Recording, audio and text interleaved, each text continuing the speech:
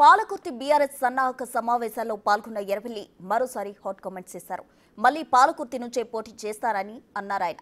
ఝాన్సీరెడ్డి సంగతేంటో తెలుస్తా అని అన్నారు ఎర్రబెల్లి. తాను ఓడిపోతా అని 6 నెలల ముందు నుంచి అంచనా వేశానని, ఇక తన టికెట్ కొత్త వారికి ఇవ్వమని కేసీఆర్తోనే చెప్పానని అన్నారాయన. ప్రజలు తనను వ్యతిరేకతతో ఓడించలేదని, కొత్త వాళ్లకు ఛాన్స్ ఇద్దామని ఇలా చేశారని అన్నారు ఎర్రబెల్లి దయాకర్ రావు. తాను ఓడిపోవడమే మంచిదైందని, జనానికి తన విలువేంటో తెలిసి వచ్చిందన్నారు ఎర్రబెల్లి. 30 స్థానాల్లో అభ్యర్థులను మార్చాలని కేసీఆర్ కు తాను ఆనాడే చెప్పా అని, మార్చి ఉంటే పరిస్థితి మరోలా ఉండేదని అన్నారు దయాకర్ రావు. ఇప్పటికిప్పుడు ఎన్నికలు వస్తే 100 సీట్లతో మనదే అధికారమని చెప్పారాయన.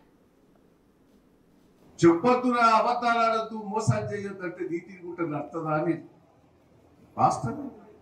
ఆయన 3 సార్లు గెలిచాడు, నేను 7 సార్లు గెలిచిన ఇస్తున్నా, 3 సార్లు గెలిచిన ముఖ్యమంత్రి. దయచేసి ఒక్కరోజు కూడా తెలంగాణ కోసం పట్టుబడకపోయేది. నాకు కేసీఆర్ గారు పిలిచి ఒకటే అన్నాడు, దయాకర్ నువ్వు తెలుగుదేశంలో ఉండు, నాకే ఇబ్బంది లేదు, కానీ చంద్రబాబు గారితో ఒక లెటర్ తీసుకురా, తెలుగుదేశం అనుకూలంగా ఉన్నది అంటేనే కాంగ్రెస్ వాళ్ళు ఇచ్చేటట్టు ఉన్నదని ఓ బదనం పెడతానంటే, నేను చంద్రబాబు గారి దగ్గరికి పోయి లెటర్ ఇవ్వకపోతే మేము 12 మంది ఎమ్మెల్యేలను రిజైన్ చేస్తామని బెదిరిస్తే ఆ రోజు లెటర్ ఇచ్చాడు. లెటర్ ఇవ్వనవసరం లేదని మాట్లాడిన వాళ్ళు ఇద్దరు దొంగలు, రేవంత్ రెడ్డి, కళ్యాణ్ శ్రీహరి. అంటే వీళ్ళు తెలంగాణ కోసం ఎప్పుడు మాట్లాడరు, అవకాశం కోసం మాట్లాడతారు. అవకాశాన్ని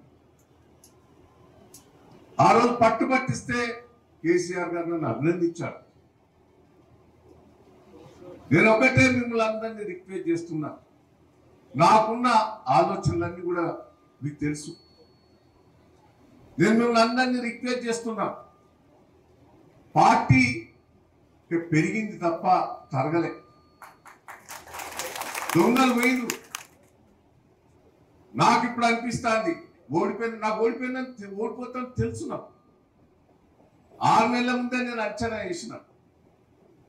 నేను కేసీఆర్ గారికి చెప్పిన, సార్ పరిస్థితి మంచిగా లేదు, నాకు ఇప్పుడు 5,000 10,000 లీడ్ వస్తుంది, కానీ రాను తగ్గేటట్టున్నది, ఇబ్బంది పరిస్థితి సార్, నాకు వద్దు సార్ టికెట్, కొత్త వాళ్ళకి ఏంటి ఊపొస్తాయి, ఎందుకు వస్తాను నేను అడిగితే, ఊరికే ఈయన కొత్త వాళ్ళని తెచ్చుకుందాం.